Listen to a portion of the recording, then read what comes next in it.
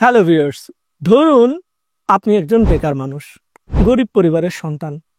হঠাৎ একদিন আকাশ থেকে আপনার সামনে টুক করে এক বস্তা টাকা পড়ল। গুনে দেখলেন 10 কোটি টাকা। তো কি করবেন এখন? অ্যাকাউন্ট খুলে ব্যাংকে রাখবেন? ধরা খাবেন তো। বাংলাদেশ ব্যাংকিং রেগুলেশন অনেক স্ট্রিক্ট। ব্যাংক জিজ্ঞাসা করবে টাকার উৎস কি। তখন কি জবাব দেবেন? বললেন না আবার টিউশনি করে টাকা কামিয়েছেন। ব্যাংক মনে মনে সন্দেহ করবে, মনে করবে আপনি চোর অথবা ডাকাত। ভেবে দেখুন, 10 কোটি টাকা, একের পর 8টা শূন্য। অঙ্কের হিসাবে একের পর 8টা শূন্য বসালে 1000 বছর আগেও 10 কোটি হইতো, 1000 বছর পরও 10 কোটি হবে। কিন্তু 20 বছর আগে 10 কোটি টাকা দিয়ে যে কয় ভরি স্বর্ণ কিনতে পারতেন, বা ধরুন চাল ডাল নুন এসব কিনতে পারতেন, আজ তার অর্ধেকও পারবেন না। অর্থাৎ সময়ের সাথে সাথে 500 টাকার একটি নোটের পারচেজিং পাওয়ার কমে গেছে। 5-এর পর শূন্য কিন্তু দুইটাই ছিল, এখনো আছে। অর্থাৎ ফেস ভ্যালু একই আছে, কিন্তু টাকার রিয়েল ভ্যালু বা ক্ষমতা কমে গেছে। 10 কোটি টাকা 20 বছর আগে ব্যাংকে রেখে দিলে আজকে সুদে আসলে বেড়ে যত টাকা হইতো, ওই 10 কোটি টাকা দিয়ে 20 বছর আগে যদি স্বর্ণ কিনে রেখে দিতেন, আজ তা অনেক বেশি দামে আপনি বিক্রি করতে পারতেন। কথাটা ডলার, পাউন্ড বা ইউরোর মতো শক্তিশালী ফরেন কারেন্সির ক্ষেত্রেও সমানভাবে প্রযোজ্য। আপনার সদ্য আকাশ থেকে পাওয়া 10 কোটি টাকা ভ্যালু হারাক, এটা আপনি চাইবেন না। আবার এত টাকা দিয়ে স্বর্ণ কিনে ঘরে রেখে দিলে চোরের পেটে যেতে পারে। প্লাস স্বর্ণ কিনে তো আর যেখানে সেখানে পেমেন্ট করতে পারবেন না। বস্তাভর্তি স্বর্ণ নিয়ে ট্রাভেল করাও মুশকিল। 10 কোটি টাকা দিয়ে জমি কিনে রাখলেও প্রয়োজনে হুট করে বেশি দামে বিক্রি করতে পারবেন না। অর্থাৎ এগুলো ইজিলি কনভার্টেবল না। আপনার কাছে লিকুইড মানি অর্থাৎ ইজিলি এক্সচেঞ্জেবল কনভার্টেবল ক্যাশ লাগবে। তো এসব কিছু বিবেচনা করে দেখলেন বাংলাদেশি টাকার চেয়ে বরং 10 কোটি টাকা ডলারে কনভার্ট করে বিদেশের কোনো ব্যাংক অ্যাকাউন্টে রেখে দিলে সময়ের সাথে সাথে তা কম্পারেটিভলি বেটার ভ্যালু ধরে রাখবে। প্লাস প্রয়োজনে যখন তখন ইউজও করা যাবে দেশে এবং বিদেশে। সুতরাং চলে আসে তখন অর্থ পাচারের ধান্দা। গরিব এবং উন্নয়নশীল দেশগুলোতে যখন ইকোনমিক কন্ডিশন ভালো থাকে না, যখন ইনফ্লেশন বাড়তে থাকে এবং যেসব দেশের অর্থনীতি টেকসই কাঠামোর উপরে প্রতিষ্ঠিত নয়, খাস বাংলায় যেসব দেশের মুদ্রার উপরে খোদ সেই দেশের মানুষেরই ভরসা কম, ওইসব দেশের বিত্তবান শ্রেণী আর শাসক শ্রেণী বেশি হারে অর্থ পাচার করে। নিজের কথাই চিন্তা করুন, ধরুন আপনি 4 লাখ টাকা ডলার বানিয়ে বিদেশে একটা ট্যুরে গেলেন। ট্যুর শেষ করে ফেরার সময় দেখলেন 500 ডলার এখনো আপনার হাতে আছে, খরচ হয়নি। সমূহ সম্ভাবনা আছে দেশে ফিরে ওই ডলার আপনি আর ভাঙাবেন না, বরং নিজের বাসায় কোনো ফাইলের চিপায় রেখে দেবেন। কারণ আপনি জানেন এটা ভ্যালু ধরে রাখবে। ভবিষ্যতে এই ডলার বেশি দামে ভাঙাতে পারবেন। আর যদি নাও ভাঙান, 5 বছর পর এই 500 ডলার বিদেশে যাওয়ার সময়ও কাজে লাগবে। যেমন 2023 সালের জানুয়ারি মাসে 1000 ডলার কিনতে যদি আপনার 85,000 টাকা ব্যয় করতে হইতো, আজ 2024 সালের শেষ দিকে সেই 1000 ডলার কিনতে আপনার 1,20,000 টাকা ন্যূনতম খরচ করতে হবে। অর্থাৎ 35,000 টাকা বেশি গুনতে হবে। উল্টো ভাবে বললে টাকা ডলারের বিপরীতে দুর্বল হয়ে গেছে। ভবিষ্যতে সবল হবে এমনটি আশা করা দুরাশা। কেউ করবে না, বরং ভবিষ্যতে আরো দুর্বল হতে পারে। তো বিত্তমান একজন ব্যক্তি হয় দেশে অ্যাসেট কিনবে, আর না হয় বিদেশে টাকা পাচার করবে। এই তো, আপনি অলওয়েজ চাইবেন আপনার টাকা যাতে নিরাপদ জায়গায় থাকে এবং ভ্যালু ধরে রাখে। তো এবার আসুন দেখি কিভাবে বিত্তবানেরা বিদেশের টাকা পাচার করে। ধরুন আপনার বন্ধু তমাল আমেরিকাতে থাকে। সে প্রতি মাসে 1000 ডলার বাংলাদেশে পাঠায় তার পরিবারের কাছে। লিগ্যাল ব্যাংকিং চ্যানেলেই সে টাকা পাঠায়। কথার কথা, রেমিটেন্সের জন্য এখন মুদ্রা বিনিময় হার $1 সমান 120 টাকা। আমেরিকা থেকে তমাল 1000 ডলার পাঠালে তমালের পরিবার দেশে বসে পায় 120 টাকা মুদ্রা বিনিময় হারে 1,20,000 টাকা। আপনি একদিন তমালকে বললেন, দোস্ত তুই এখন থেকে দেশে আর টাকা পাঠাবি না, প্রতি মাসে আমি তোর ফ্যামিলিকে $1,30,000 টাকা করে দেব, আর তুই প্রতি মাসে $1,000 আমার আমেরিকান প্রবাসী বড় ভাইয়ের ব্যাংক অ্যাকাউন্টে দিবি। তমাল ভেবে দেখলো তার প্রতি মাসে $10,000 টাকা লাভ। ব্যাস, এখন থেকে তমালের পরিবার প্রতি মাসে আপনার কাছ থেকে পাচ্ছে $1,30,000 টাকা, আর বিদেশে আপনার বড় ভাইয়ের ব্যাংক অ্যাকাউন্টে ঢুকতেছে $1,000। এভাবে আস্তে আস্তে আপনি আপনার ওই 10 কোটি টাকা বিদেশে চালান করে দিলেন। রেট একটু বেশি দিতে হলো, তাতে কি, কোনো ঝামেলা ছাড়া আকাশ থেকে পাওয়া ওই 10 কোটি টাকা বিদেশে ডলার আকারে জমা হয়ে গেল। তো এই সিস্টেমকে বলে হুন্ডি বা হাওয়ালা। রিয়েল লাইফ সিচুয়েশনে এমনই হয়। ধরুন দুবাই প্রবাসী কাল্পনিক এক ক্যারেক্টার মিস্টার করিম কোনো একজন বিশ্বস্ত হাওলাদারের কাছে যায়, তাকে দিরহাম দেয়। সেই হাওলাদারের হাজবেন্ড আর এক হাওলাদার যে বাংলাদেশে আছে, সে তখন বাংলাদেশের ওই প্রবাসী পরিবারের কাছে সমপরিমাণ টাকা দিয়ে দেয়। বাস্তবে ব্যবসা হচ্ছে কিন্তু হাওলাদার টু হাওলাদার। একজন দুবাইয়ে বসে আছে, একজন বাংলাদেশে।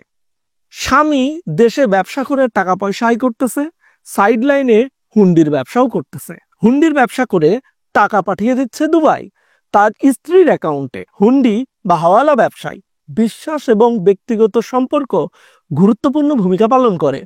যে হাওলাদারের রেপুটেশন খারাপ, অর্থাৎ বিশ্বস্ত না, টাকা মেরে দেয়, তার কাছে মানুষ দ্বিতীয়বার যাবে না। সুতরাং ব্যবসায়িক ধান্দার খাতিরেই সে বিশ্বস্ত হয়, যাতে দীর্ঘদিন ধরে সে ব্যবসা চালিয়ে যেতে পারে। যত বেশি সময় ব্যবসায় সে থাকবে, তত বেশি অর্থ পাচার সে করতে পারবে। তবে বড় অ্যামাউন্টের টাকা পাচার হয় ট্রেড বেস মানি লন্ডারিং মেথডে। সেটা কিভাবে কাজ করে এবার আসুন দেখি। কথার কথা, মিস্টার এক্স বাংলাদেশের একজন বিজনেসম্যান, তার আছে পাটের ব্যবসা। তো ইতালির একজন বিজনেসম্যানের সাথে তার চুক্তি হলো 1000 কন্টেইনার পাট জাহাজে করে সে ইতালি পাঠাবে। দাম কথার কথা $1 কোটি। ইতালিয়ান বিজনেসম্যান রাজি এই দামে। তো প্রপার ওয়েতে কি হবে, বাংলাদেশ থেকে পাট ইতালি যাবে, $1 কোটি পেমেন্ট বাংলাদেশে ঢুকবে, তাই তো। কিন্তু বাংলাদেশের ব্যবসায়ী মিস্টার এক্স ইতালির ওই বিজনেসম্যানের সাথে গোপনে একটি ডিল করলো। ডিলটি হলো, বাস্তবে পাটের দাম $1 কোটি হলেও কাগজপত্রে দেখানো হবে $50 লাখ। ইনভয়েস তথা চালানের বিপরীতে $50 লাখ বাংলাদেশে লিগালি ঢুকবে। অর্থাৎ কাগজপত্র অনুযায়ী $50 লাখ মূল্যের পাট বাংলাদেশ থেকে বের হয়েছে এবং $50 লাখ পেমেন্ট বাংলাদেশে ঢুকেছে। কিন্তু বাস্তবে তো ওই পাটের দাম ছিল $1 কোটি। তো অতিরিক্ত $50 লাখ কি হলো? ওই $50 লাখ বাংলাদেশের বিজনেসম্যান মিস্টার এক্স এর দুবাই ব্যাংক অ্যাকাউন্টে পাঠিয়ে দেওয়া হলো ইতালি থেকে। অন্যদিকে কাগজি কলমে আমদানি পণ্যের ব্যয় কম থাকার কারণে ইটালিয়ান ব্যবসায়ীও তার নিজ দেশে ট্যাক্স কম দিল, তারও লাভ। এটা হলো আন্ডার ইনভয়েসিং। আবার ধরুন ডি কোম্পানি নামক একটি প্রতিষ্ঠান আছে দুবাইয়ে, সোনাডাঙ্গা কর্পোরেশন নামের আরেকটি কোম্পানি আছে বাংলাদেশে। দুইটি আলাদা আলাদা কোম্পানি কাগজে কলমে, কিন্তু বাস্তবে ডি কোম্পানির মালিকের আত্মীয় স্বজনই বাংলাদেশের ওই সোনাডাঙ্গা কোম্পানির মালিক। ডি কোম্পানির অনেক ব্যবসা আছে, তার ভেতরে একটি হলো পারফিউমের ব্যবসা। তো সোনাডাঙ্গা কোম্পানি দুবাই থেকে পারফিউম অর্ডার করলো। বাস্তবে যে পারফিউমের দাম $10 লাখ, সেই পারফিউমের দাম কাগজে কলমে দেখানো হলো $50 লাখ। অর্থাৎ $10 লাখ পারফিউম আমদানি করা হলো বাংলাদেশে, আর দুবাইয়ের ডি কোম্পানি পেল $50 লাখ পেমেন্ট। অতিরিক্ত $40 লাখ সোনাডাঙ্গা কোম্পানি কেন দেবে? কারণ হলো মিস্টার এক্স নামের একজন দুর্নীতিবাজ আমলা ইতিমধ্যে সোনাডাঙ্গা কোম্পানির কাছে আবদার করেছে তার অবৈধ $40 লাখ বিদেশে পাচার করার জন্য হেল্প করতে। বিনিময়ে সোনাডাঙ্গা কোম্পানি নিজেদের $10 লাখ সাথে মিস্টার এক্স এর $40 লাখ যোগ করে $50 লাখ একটি পেমেন্ট পাঠিয়ে দিল দুবাই। মিস্টার এক্স এর ছেলে থাকে দুবাই, তারই ব্যাংক অ্যাকাউন্টে 40 লাখ টাকার জায়গায় 35 লাখ টাকা পাঠিয়ে দিল ডি কোম্পানি। অর্থাৎ মিস্টার এক্স এর 40 লাখ টাকা বিদেশে পাচার করতে গিয়ে 5 লাখ টাকা ডি কোম্পানি কেটে নিল, প্রফিট করলো এক্সট্রা। সোনাডাঙ্গা কোম্পানি এই যে 10 লাখ টাকার জিনিস 50 লাখ টাকা দিয়ে কিনে এক্সট্রা 40 লাখ টাকা দেশের বাইরে পাচার করে দিল, এটা হলো ওভার ইনভয়েসিং। এবার আরেকটি গল্প বলি। এক ছেলে খুব দুষ্টু। ছেলেটির বাপ তেমন শিক্ষিত নয়, একজন মুদি দোকানি। দুষ্টু ছেলেটি তার বাপকে জানালো আমেরিকা থেকে একটি কাস্টমাইজ ল্যাপটপ তাকে কিনতে হবে, পড়াশোনার জন্য ভীষণ দরকারি, দাম বেশি না, মাত্র 5 লাখ টাকা। মুদি দোকানির তো মাথায় হাত, এত দামের ল্যাপটপ? ছেলেটি বলল, আরে বাবা, এটা স্পেশাল সুপার ল্যাপটপ, এটা আমার লাগবেই, তুমি ওসব বুঝবা না। বাপ বলল, এত টাকা আমি দিতে পারবো না। ছেলে উত্তর দিল, তোমাকে একবারে এত টাকা দিতে হবে না, কিস্তিতে শোধ দিয়ে দিবা। বিদেশে শাহিন মামা থাকে, উনি কিনে পাঠিয়ে দেবে, তুমি মাসে মাসে কিস্তিতে ওনাকে শোধ দিয়ে দিও। বাপ এবার শাহিন মামার সাথে ফোনে কথা বলল। শাহিন মামাও ভূগোল বুঝিয়ে দিল। ছেলেটি তার ওই মামার সাথে আগেই ডিল করেছে। বাস্তবে যেটা হলো, শাহিন মামা মাত্র $500 দিয়ে একটি ল্যাপটপ কিনে দেশে পাঠিয়ে দিল, আর মুদি দোকানি বাপ প্রতি মাসে 1 লাখ টাকা করে বিল পরিশোধ করতে লাগলো। 5 মাস ধরে 5 লাখ টাকা শাহিন মামাকে সে পাঠিয়ে দিল। শাহিন মামা ফরেন ফাইন্যান্সিং করেছে, এখানে $500 ইনভেস্ট করেছে, অর্থাৎ 120 টাকা প্রতি ডলার মূল্যে 60,000 টাকা ইনিশিয়াল ইনভেস্টমেন্ট করে 5 মাসে পেল সে 5 লাখ টাকা রিটার্ন। এই যে 4,40,000 টাকা শাহিন মামা অতিরিক্ত কামাই করলো, সেটা থেকে 2 লাখ টাকা আবার গোপনে দুষ্ট ছেলেটির বিকাশ অ্যাকাউন্টে পাঠিয়ে দিল শাহিন মামা। ছেলেটি ওই টাকা দিয়ে এবার গঞ্জিকা কিনে গঞ্জিকা খায়। অর্থাৎ ফরেন ফাইন্যান্সিং প্রজেক্টে যেখানে শাহিন মামা ফাইন্যান্সার, দুষ্টু ছেলেটি কালপ্রিট, আর মুদি দোকানি বাপ হলো ভিকটিম তথা আমজনতা। ফরেন ফাইন্যান্স প্রজেক্টে ল্যাপটপ কিনতেও ছেলেটি পয়সা মেরে দিল। তাও যদি ল্যাপটপটা পেয়ে কিছু ফ্রিল্যান্সিং কাজটা শিখে ছেলেটি নিজের ক্যারিয়ার গড়ত, তাও বাপ একটা সান্ত্বনা পেত। কিন্তু ছেলে তো গঞ্জিকা সেবনে ব্যস্ত। এই হলো টাকা পাচারের আরো একটি অভিনব কৌশল। যেখানে দেশে বসে $300 বেশি বিদেশে পেমেন্ট করতে গেলে নানান পদের পারমিট নিতে হয়, সেখানে হাজার হাজার কোটি টাকার সমপরিমাণ ডলার পাচার হয়ে যাচ্ছে এসব প্রক্রিয়ার মধ্য দিয়ে। ক্রিমিনাল থেকে শুরু করে দুর্নির্বাচ কর্মকর্তা, ব্যবসায়ী থেকে শুরু করে ড্রাগ ডিলার, নানান পদের মানুষ এভাবে টাকা বাইরে চালান করে দিচ্ছে। প্রশ্ন হলো, কেন দিচ্ছে? কই পাশের দেশের কোনো ব্যবসায়ী বা ক্রিমিনাল তো বাংলাদেশে অর্থ পাচার করে পাঠায় না। কোনো দেশ থেকেই তো অর্থ পাচার হয়ে বাংলাদেশে ঢোকে না, অর্থ পাচার হয়ে তা চলে যায় উন্নত দেশগুলোতে। অফশোর ব্যাংক অ্যাকাউন্ট ঘুরে ওই উন্নত দেশেই টাকাগুলো খরচ হয়। বড় লোক বা ক্ষমতাধর লোকেরা তাদের সন্তানদের বিদেশে রাখে, ওখানেই তারা মানুষ হয়। এদেশে তারা তাদের ভবিষ্যৎ দেখতে পায় না, স্বাভাবিকভাবেই তাদের টাকাও চালান হয়। কি কারণে একটি মানুষের জন্য বিদেশে টাকা পাচার করাটা জরুরি, সেটা ফাইন্ড আউট করে এরপর কাজ করতে হবে। টাকা পাচারের দরকার না হলে কেউ তো টাকা পাচার করবে না। আর ওভার প্রোটেক্টেড করা বাবা মায়ের সন্তানেরা মিথ্যা ভালো বলতে শেখে। বাসার বাইরে একটা বন্ধুর সাথে আড্ডা দিতে গেলেও তাকে মিথ্যা বলেই কিন্তু বের হতে হয়। কি বললাম সেটা বুঝে নেন, বেশি এক্সপ্লেইন করব না। এ তো গেল টাকা কিভাবে বাইরে পাঠানো হয় সেটা, কিন্তু ভেতরে কিভাবে মানি লন্ডারিং করা হয় সেটাও একটু বলি। মানি লন্ডারিং শব্দটি কিভাবে এসেছে জানেন? লন্ড্রিতে তো ময়লা কাপড় পাঠিয়ে সেটা পরিষ্কার করে আনেন। ঠিক তেমনি আপনার অবৈধ টাকা থাকলে যেহেতু সেটার উৎস দেখাতে আপনি পারবেন না, সুতরাং ডার্টি মানি লন্ড্রি করে সাদা করতে হবে। এই হলো কনসেপ্ট। 1920 সাল থেকে 1933 সাল পর্যন্ত আমেরিকাতে ছিল প্রহিবিশন এরা।